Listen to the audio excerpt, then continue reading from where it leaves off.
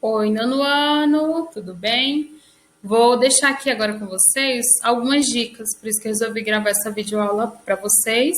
Dicas referentes ao nosso conteúdo, visto no capítulo 4, que vai auxiliar bastante vocês no momento dos estudos a respeito de como apreciar uma obra de arte, que foi o conteúdo visto nesse capítulo. Nós falamos então desse olhar tanto do espectador quanto do artista que produzia as obras em vários períodos da história. A princípio, começamos pelo período da Idade Antiga, falando da importância das obras que foram feitas pelos egípcios na antiguidade. Essas obras, até hoje, elas são expostas em museus, então eles vivem deslocando essas obras de um país para outro, de uma região para outra.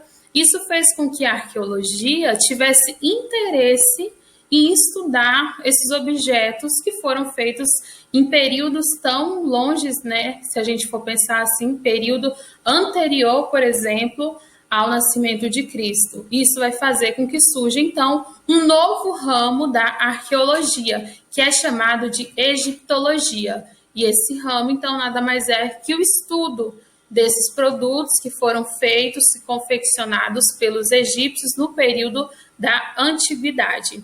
Outra coisa importante a respeito do nosso conteúdo é que no período da Idade Média, as pessoas elas produziam, por exemplo, obras voltadas para temas religiosos. Então, todo o contexto artístico ele era voltado para as temáticas religiosas. Dentro desse contexto, vai surgir um artista que ele vai deixar como marco, por exemplo, não só a reprodução de obras com temas religiosos, mas voltado para a questão de uma produção naturalista. E aí, quando eu falo de naturalista, eu estou falando da própria representação da imagem do homem, da natureza, do corpo humano. E essa visão naturalista vai mudar a forma de se representar a arte nesse período, ainda no período medieval. Um estudo importante, então, dessas obras, que é chamado de iconografia, vai fazer com que as pessoas passem a interpretar aquilo que era produzido dentro de padrões estéticos. Eu falei da questão da valorização do natural, do corpo, inclusive do próprio ambiente da natureza.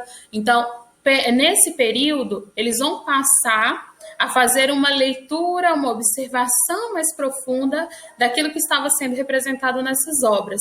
Isso vai se chamar, então, de iconografia, que é um meio de realizar uma leitura, uma interpretação de padrões reproduzidos a partir de alguma obra artística, como uma pintura de uma tela, uma escultura.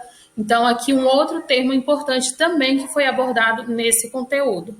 Ainda no período medieval, as pessoas vão começar, no final da Idade Média, a questionar o posicionamento da igreja, a postura, perante algumas atitudes que a igreja católica tinha. Então, alguns países, eles começam, dentro desses questionamentos, a fazer com que os seus artistas, eles mudem, inclusive, o seu olhar para aquilo que estava sendo produzido para as artes, que era tudo voltado para temas religiosos. Então, esses artistas, vendo que a igreja estava sendo fortemente criticada, eles precisam buscar um outro meio de reproduzir a sua arte. E é quando eles passam, então, a reproduzir essa arte a partir de retratos. Então, a pessoa queria uma tela dela, eles iriam lá e faziam a reprodução. Ou muitos até mesmo faziam o autorretrato de si mesmo. Dentro desse contexto, eu já estou falando de um período que é chamado de Renascimento. Então, dentro desse contexto, vai surgir a museologia, que vai dar destaque ao processo de especialização dos museus. E aí vai surgir os museus temáticos, como eu disse para vocês, como, por exemplo, os museus monográficos. O que é isso? É museu onde tem só obras de um determinado artista. E aqui eu cito para vocês como Picasso, Van Gogh. Então, dentro do conteúdo abordado, essas temáticas que eu estou falando aqui são muito importantes.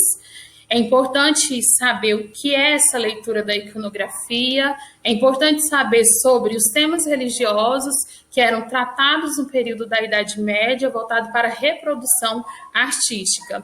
E agora nós vamos falar dentro desse processo já renascentista, dessa mudança de ver a arte, como que eles passam a representar, então como que eles passam a representar as suas obras.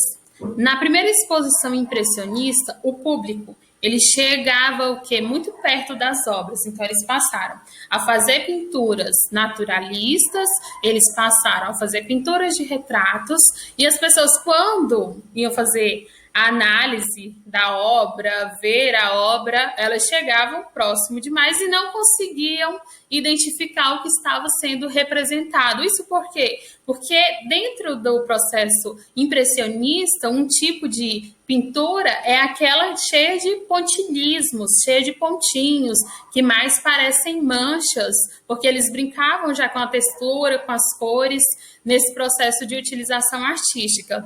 Então, as pessoas elas iam observar e praticamente enfiavam a cara na obra de arte. É claro que não ia conseguir identificar nada, porque você precisava de uma certa distância para fazer a análise desse tipo de obra. Então, o espectador do período da arte moderna, ainda não acostumado com as novas técnicas de pinturas que estavam sendo trabalhadas, que estavam sendo mencionadas, ele tem essa dificuldade, a princípio, de entender a arte. A partir do momento que ele mantém uma certa distância, aí ele começa a fazer a sua interpretação. Já o espectador do período da arte contemporâneo, período atual, por exemplo, ele está muito ligado à questão de buscar elementos dentro da arte que estejam associados à sua experiência de vida.